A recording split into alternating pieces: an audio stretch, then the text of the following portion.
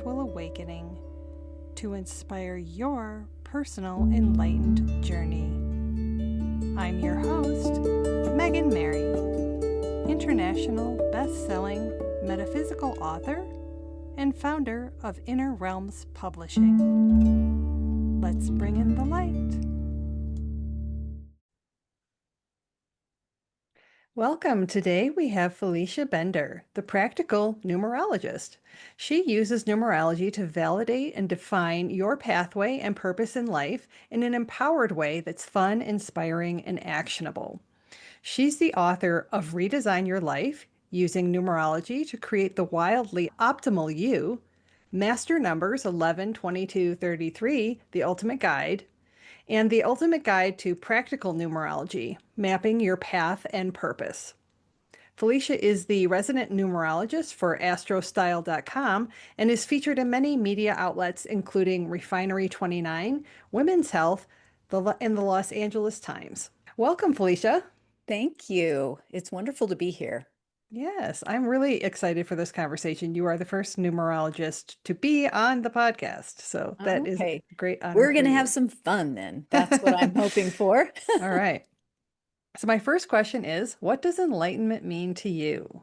Enlightenment. What does that mean to me? That's a loaded question, I guess, to start out with.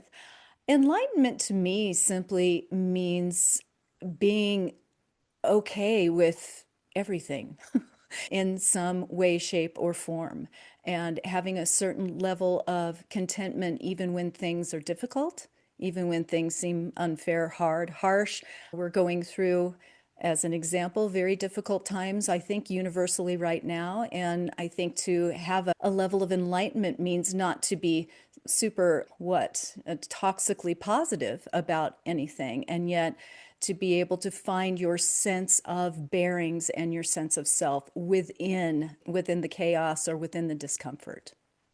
Yes, I agree with that.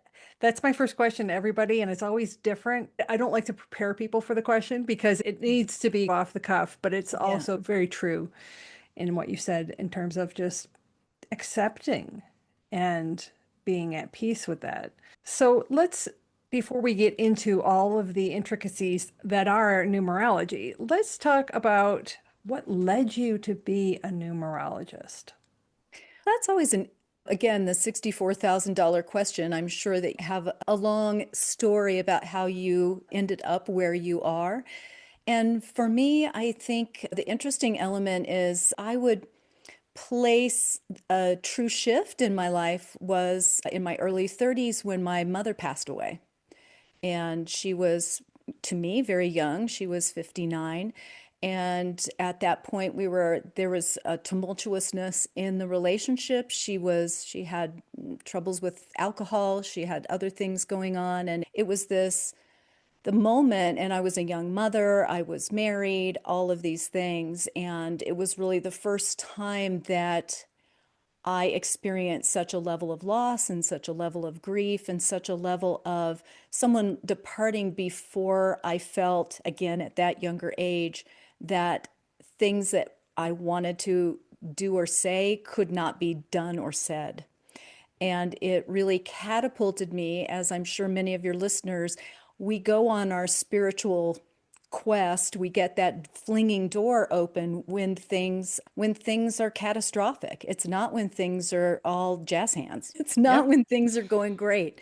So that was a real shift for me. I, at that moment, literally, it was like the beginning of a spiritual gauntlet for me. I began to read everything I could about intuition, about healing, about all of these things. And before that, I was a very empathic person, but I had no interest in this sort of thing. I grew up Presbyterian, for goodness sake. And so that was a real door opener. I was trained and certified in pranic healing, which is an energy modality. I was married, I had kids, I went and got a PhD. I was doing all these things, and still I was always learning and always very interested in other things. And I'm a very practical person overall. And so while I could really go into the woo-woo because I was doing hands-off energy work and getting miraculous results, I still really longed for something that was a system that I could use. I was using a system, but I also like communication and I like doing that. And I ran across a book that had numerology in it. The big cosmic joke for me is that I hate math more than anything. It was Yeah. my worst subject in school. Me too. Absolutely would run 400 miles to get away from a math problem. And so what I read this book. It had a little bit of numerology because I would have never picked it up if it was just a numerology book.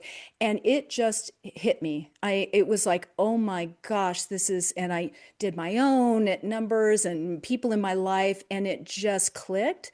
And then I was just hooked from then on. And it was this, I love the fact that it never lies.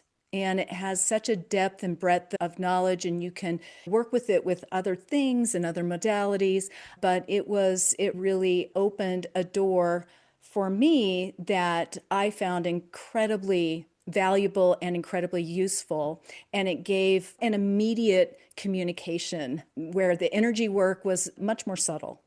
I love that. And I agree with you wholeheartedly. And everybody who's been on the show, anyone who's had that spiritual awakening or door opening or whatever you want to do it as, has had a dark night of the soul or had a very traumatic, monumental moment in their life where everything after that changed. It was really a cross point, and it doesn't just happen miraculously on your happy day.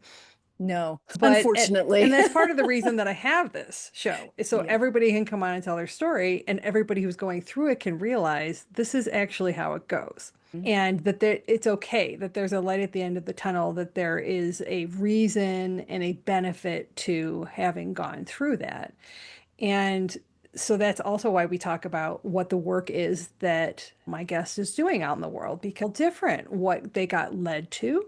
But I find all of the topics fascinating myself. And so numerology is something I have always been fascinated by. I've had books about it over the years for a long time. And like you, I was an English major, so I was not, did not like math, did not do well in math.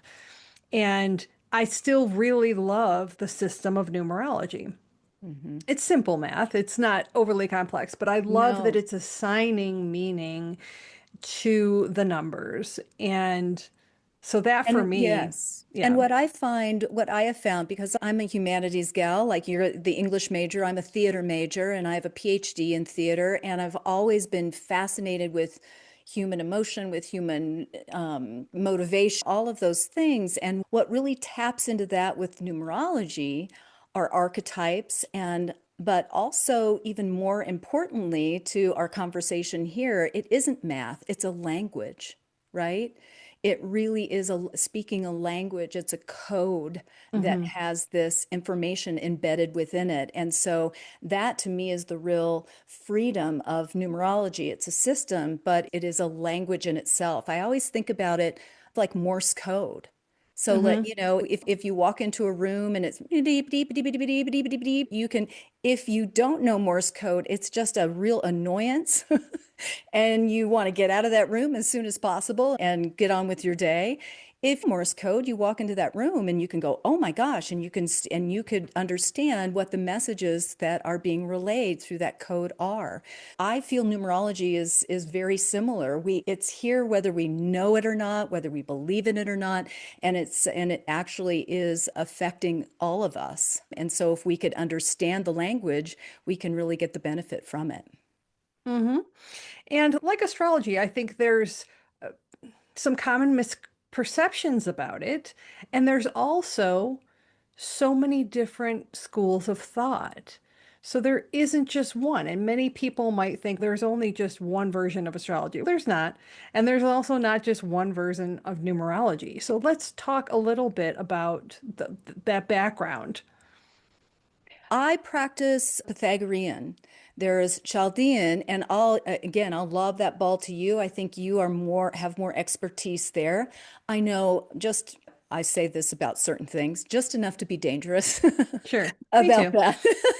I don't claim to And be either. so you can speak to that point and maybe and point out the differences. But Pythagorean numerology is what I have learned and what I teach and what I use, and it comes from Pythagoras, if you were paying attention in math class, the Pythagorean theorem of geometry.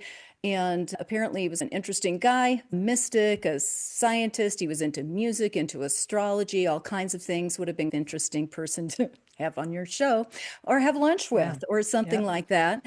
And yet basically the concept is pretty simple. He and other forms of numerology posit the idea that numbers aren't just to count with. They don't just give us a quantity of something, that the numbers 1 through 9 carry, and zero, carry with them information. It's a vibration, it is a frequency, and it carries with it characteristics and data.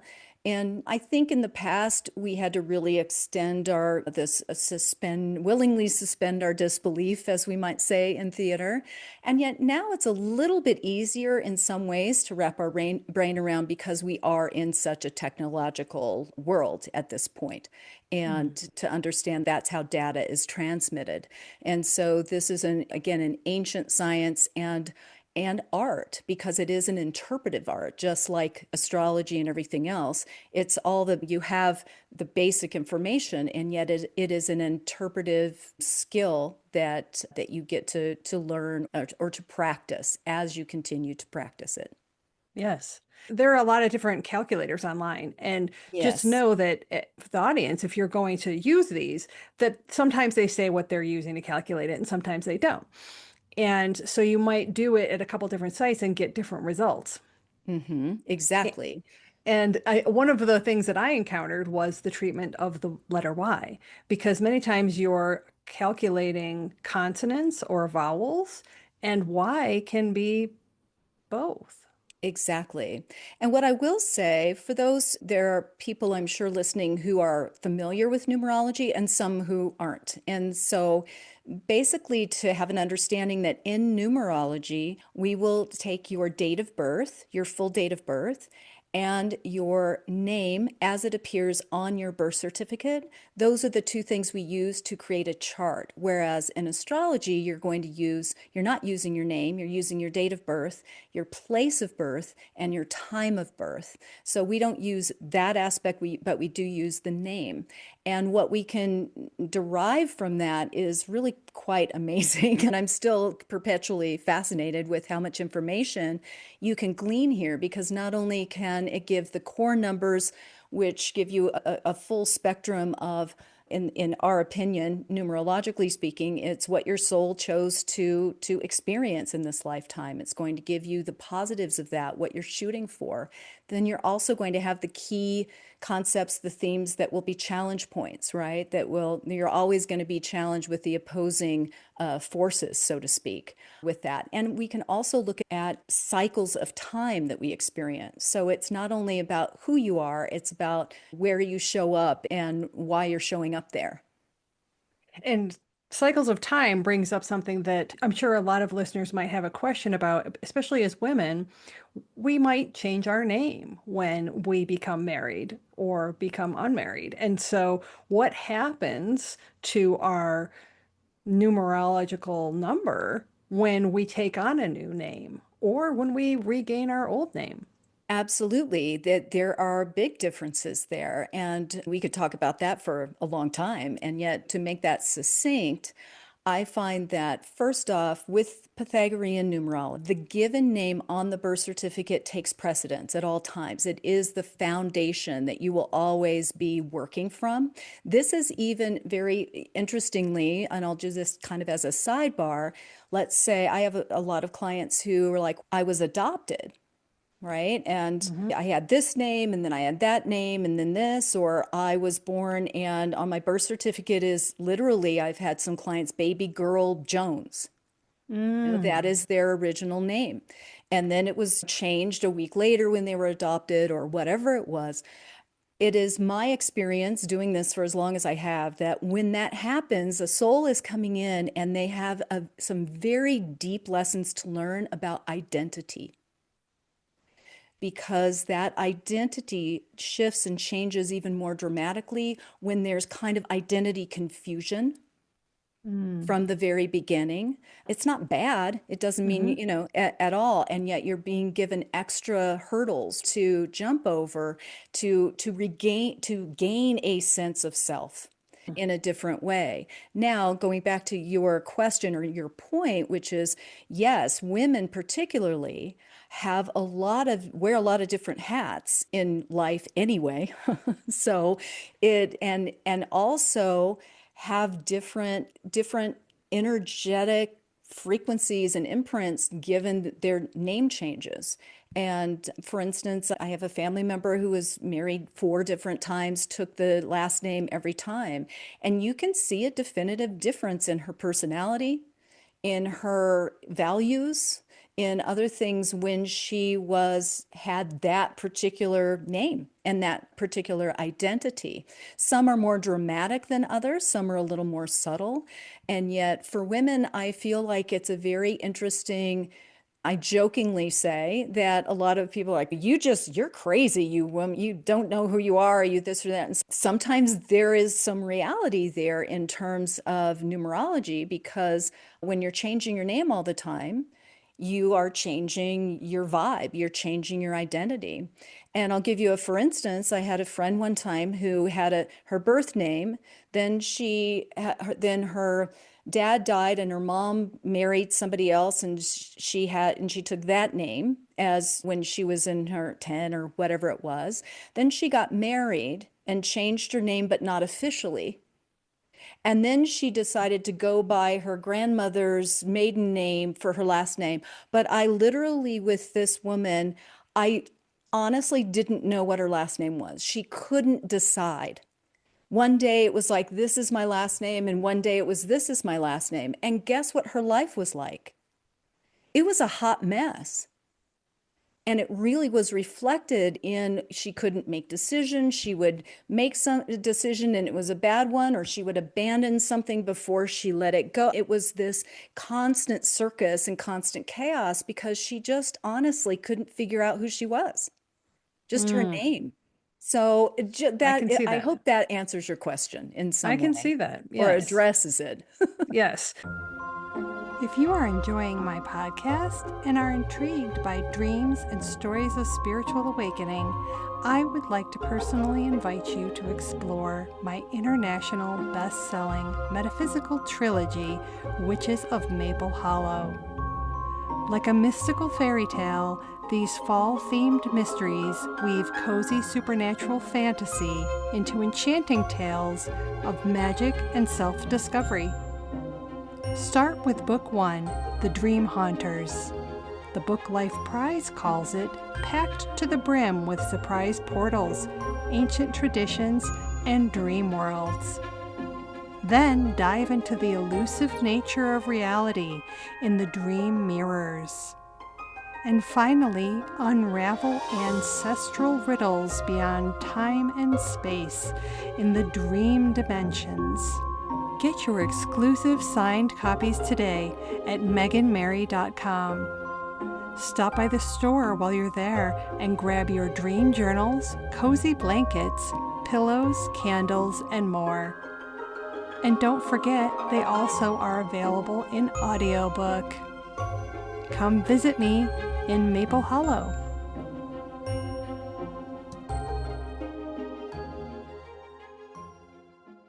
And to go back to the differences with the different systems, so the Chaldean originates really from Babylon, and I guess it's one of the oldest systems. And it does it a little differently. It uses numbers 1 through 8, leaving Correct. off the The 9. nine.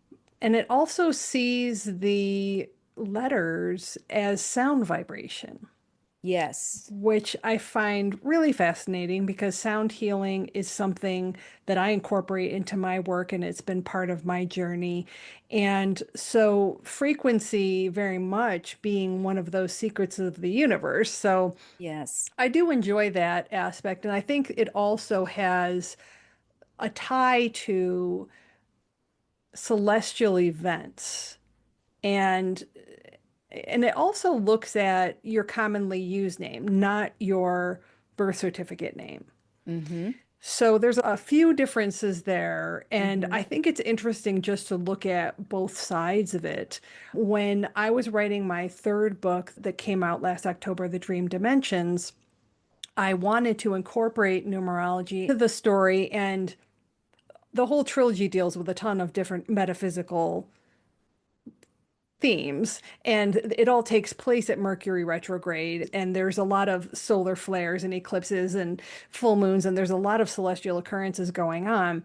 And so when I was trying to pick which system to use, I was like drawn more to the Chaldean system because I felt it matched more with the theme of the book. And as I'm calculating my character's name, I started to encounter a lot of unique synchronicities, particularly that her and I have the same in some cases.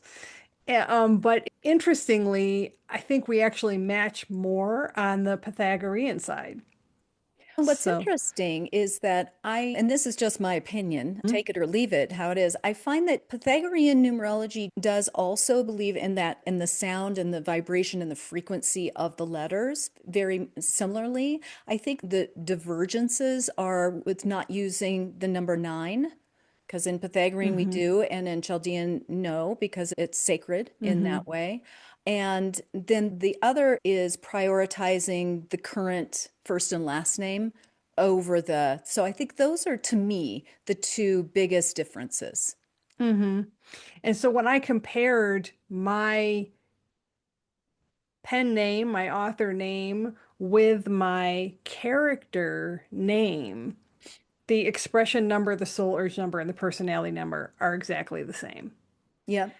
which is really interesting because I mean, it's no surprise because Hannah is a creation of me and she's an expression of me. But then the personality number is also a master number. So let's talk a little bit about master numbers because in that case, my personality number is 11. Okay, yes. And so master numbers are the repeating numbers, the 11, the double one, the double two, double three, and so on. The 11, the 22, and the 33. And in numerology, we also can just call them 11, or sometimes it's an 11 slash 2, because hmm if you add 1 plus 1, it's 2. So it's an 11 2, a 22 4, 33 6, and so Yeah. on. And so basically, the master numbers, when you see this show up anywhere in a chart, it indicates that this person came in with higher spiritual potential, no matter how you might personally define that, and also some more distinct challenges. It's not easy. It really is a marathon, not a sprint. Those hmm with master numbers, I find, are always being called for leadership positions to step up. And sometimes that's very incongruent with the feelings that go with it. It's also a lot of high anxiety that is embedded, whether you can see it on the outside or not. People with master numbers have this embedded sense of knowing that they're here to do something. And yet, usually, it takes them quite a while to figure out what that is. And that can be extremely demoralizing or frustrating for people with master numbers. It's also asking you to really, really raise the bar in terms of your spiritual dimension, your self realization and actualization, and being humble, being of service, all of those things that are embedded with that. And then finally, what I find with the master numbers is that they themselves are incredibly at odds with themselves. They're in conflict with themselves. So, for instance, I'll use the 11 because you have that as your personality number.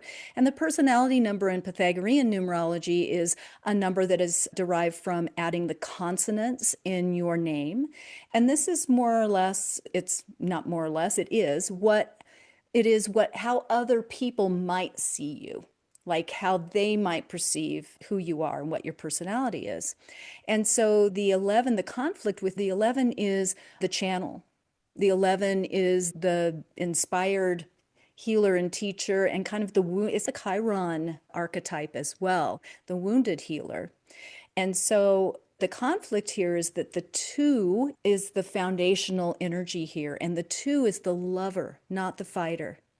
The two is here, she or he.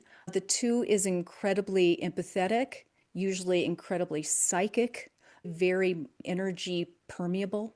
Let's put it that way. They're the peacekeepers. They are the diplomats. They are learning to be the mediators and the diplomats. So the cruel joke is that because they're here to learn that, guess what their life is usually full of? Conflict. They're all right. They're always the one because they're learning how to mediate that, how to, I always say, how to wear other people's shoes, but not wear those shoes home. Yeah, it's good It's empathic advice. exactly, it's quite, and there's so much more to that, but they're the ones who are always, they're the shapeshifters, they're the pleasers, they're the ones who want everyone to be good and okay, and they usually will forego their own needs in order to make sure that there's peace. Then you've got the double one that's mixing and mingling with that. And the double one is just the opposite. The one is me.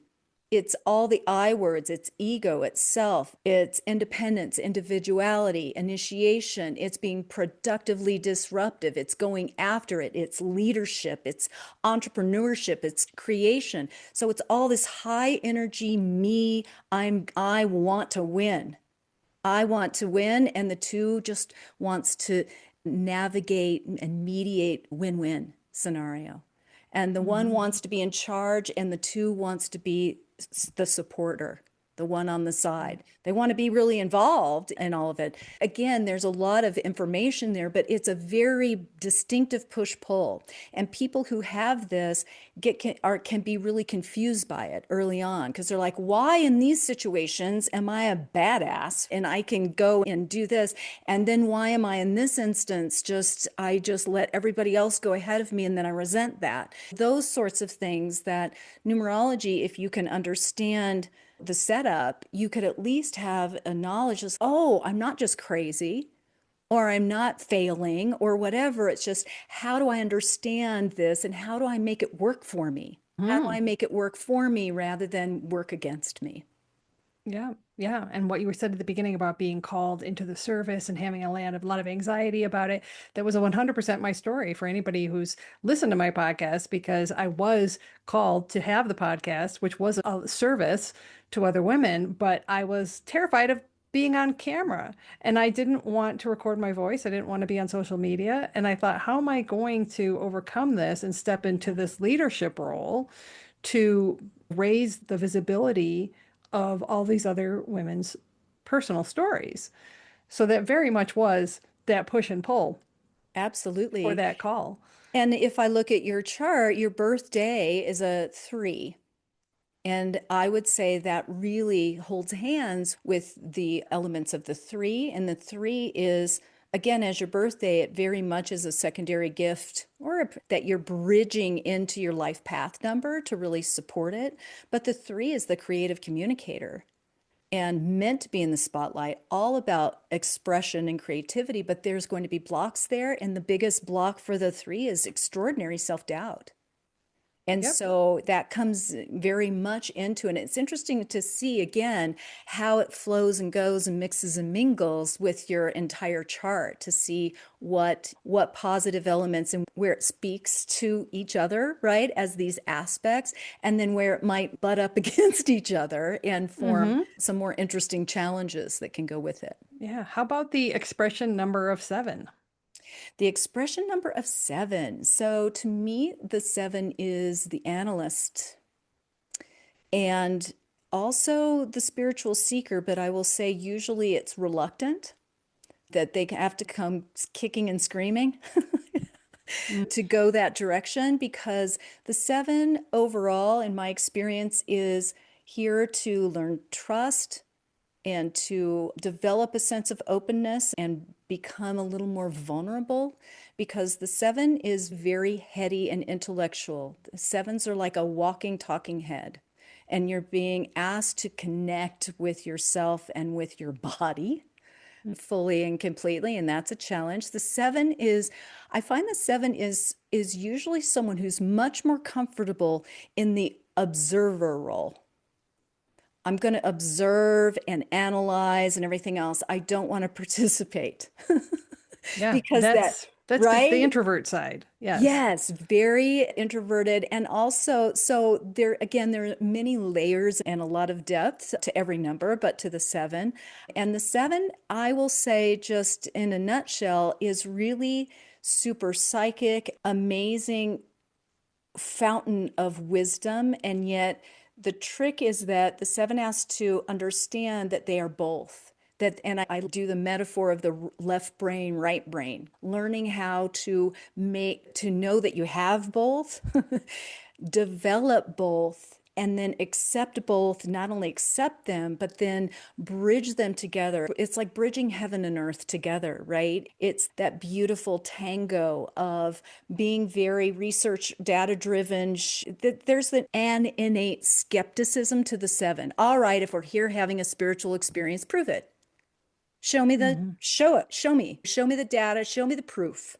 And then there are going to be things that happen to the seven that they can't explain. And that's the little tickle, right? That's the little nudge and the, okay, how are you going to do this? And so the brilliance of the seven is being able to make that leap. 100%. Yes. That's how I ended up being a computer programmer and a dream analyst because There you go. it's both sides where I'm completely technical, Yeah. completely research oriented, and I'm also very just, I don't have the scientific proof for this, but I know it to be true. Yes, That's the internal knowing. Those two was my challenge.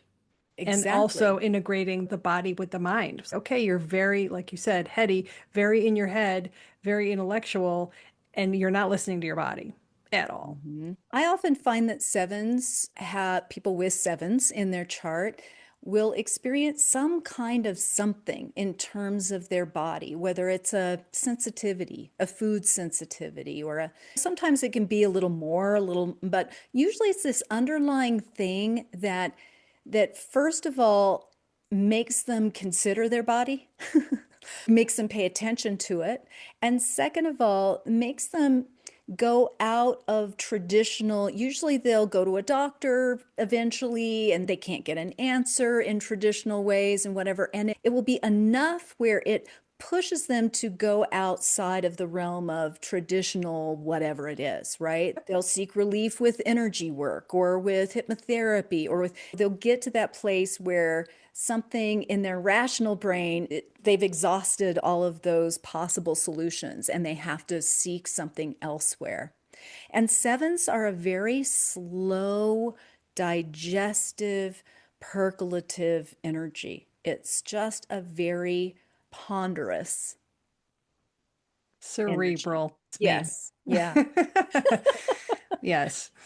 So, were there other things that you wanted to point out in terms of my chart before we close that any major key points that you saw? One of the things that I found interesting is, and I'm going away from personality profile Hmm. into, I love this cycle in numerology called pinnacles. Hmm. And they are four periods of time that are extended periods of time. And we can see, to me, I'll mix metaphors here, but they're first of all degree programs that we've signed up for an extended period of time. We can see what the topic of learning and that we were really all it. What I love about these periods of time is we can see them as where we are, where we've been, and where we're going, and get a trajectory or a framework here. And for me, what they have served and what they serve for clients is a validation about why did that crappy thing happen to me? Why this family? Why that marriage? Why that whatever it was? And then often it gives you a release into, oh, that if I'm learning that, that makes perfect sense, right? I'm not happy about it, but it makes perfect sense. And for you, you have your first 38 years are double number fives. and you don't have fives anywhere else. And I would think when you show up in a period of time that's out of your character, it can be like landing in a foreign country, right? It can be the best time of your life, but it's also weird. Mm. And you're a seven life path and in your with your original name and a nine expression. So you have this spiritual capsule or container that you are, and you show up in this period in these double periods of five for 38 years, which are topsy-turvy. It was, I would think, chaos. Was Hmm. it for you? Yeah, it was tough. Yeah. Yeah. Lots of that. And it's Hmm. just fascinating to look and see because when a five shows up as a pinnacle, I find that it's asking you to create the levels of freedom that you want in your life. Okay, that sounds all well and good, but it's very deep in terms of levels of freedom, financial freedom, of health, emotional freedom, all of the freedoms. What are we going to prioritize? What are we going to look at? And it's a time of rapid change where there's all kinds of things that are changing around you that you have no control over. So you have to learn to be very adaptable. And then on the other hand, on the other side of this, it's a time because freedom is the theme and the basic energy, we're always going to get the opposite, right? So we're always thinking about the opposite energy. So when you have a five pinnacle, it's often where you want freedom, but it's really hard to get, where you're stuck, where you feel smothered or tethered or responsible or something that is holding you back from doing that. Or it can be a time where you have to go to rehab afterwards. Or fives, those double You fives. are. No, but the beautiful, yeah. And what I'm saying though is that it's a Yeah. beautiful experience, but that would have been it's an interesting 38 years. And Mm. because particularly because now in the pinnacle, you're in an energy that's very oppositional to that. It's the four, and the four is about leaving a legacy. The four is Isn't that about, right? right? Hmm. Leaving your legacy, working in a systematic way to get to do something that has lasting value. And it also is where you are working hard to, I was going to say contain, but that's not really the right word, to maintain a sense of stability, security, to feel rooted, to feel anchored, to feel that sense of foundation in your life so that you can succeed and build what you want to build in this part of life. And yet you Hmm. couldn't be there without having experienced all the other chaos. 100% right. Yeah, yeah, Yeah. it's really interesting, isn't it? I love Yeah, the and numbers. that's why I have everybody come tell their story because it's look, I know you have a traumatic story, you have something that you endured. Everybody has these challenges that we go through, and the whole point is to shine the light on it and say, look, this is why you can do what you're doing now. Exactly. This is what led you to do that. And had you not experienced that, you would not have be where you are now. And And you wouldn't have this strength, it's that right? silver lining. Yeah. Yeah, yeah, exactly. Yes. Thank you so much for sharing that and elucidating my numbers. And Absolutely. I'm sure it'll spark curiosity in everybody what their numbers are. So, where can they go to find you and to find that out? FeliciaBender.com is my website. There's a lot. I have a monthly forecast there that's free, all kinds of information, a calculator as well. And I'm also on YouTube. There are lots of videos I have there that will walk and talk you through your numbers. Awesome. Well, thank you so much for being here today, Felicia, and sharing your story and what you're doing out in the world. I really appreciate it. Thank you.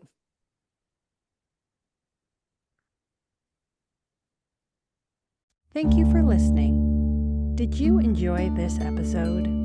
Be sure to subscribe to make sure you never miss an episode. Head over to my YouTube channel and hit that subscribe button as well to be part of my growing community.